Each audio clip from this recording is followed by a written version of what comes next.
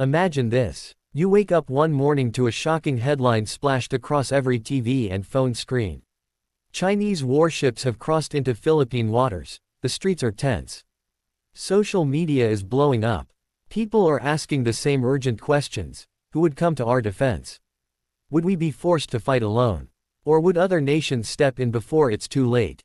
In this video we're going to break down 10 countries most likely to defend the Philippines if China launches an attack.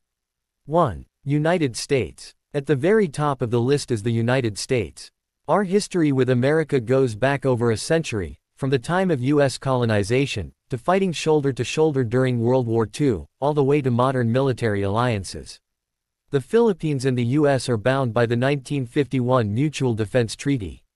This is not just a handshake deal or political promise. It's a legal agreement that says if the Philippines is attacked in the Pacific, the U.S. is required to help defend us. And yes, this applies to armed attacks in the South China Sea.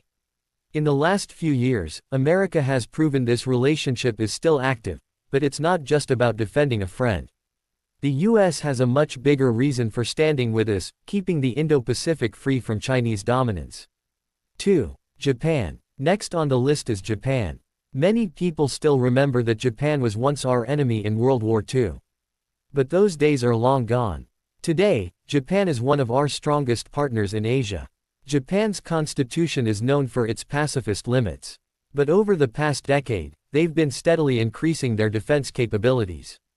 They've invested in a more advanced Navy and Air Force, and have been building closer ties with Southeast Asian countries, especially the Philippines. Japan sees China's aggressive actions as a threat to everyone in the region, not just us.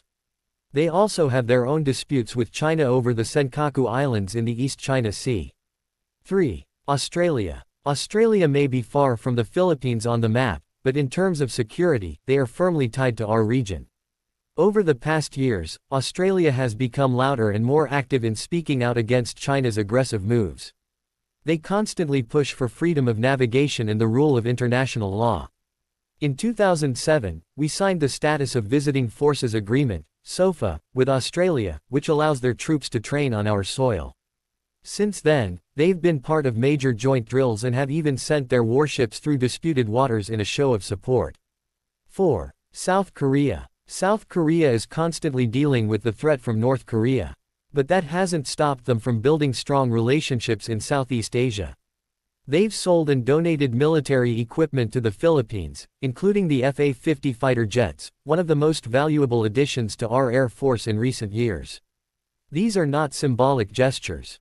They are serious tools meant to strengthen our ability to protect ourselves. South Korea works closely with the U.S. and shares similar concerns about China's influence. Especially because Beijing supports North Korea. For Seoul, Chinese military expansion is not just a regional issue. 5. India. India might not be the first ally you think of for Philippine defense, but they've been paying close attention to the South China Sea for years.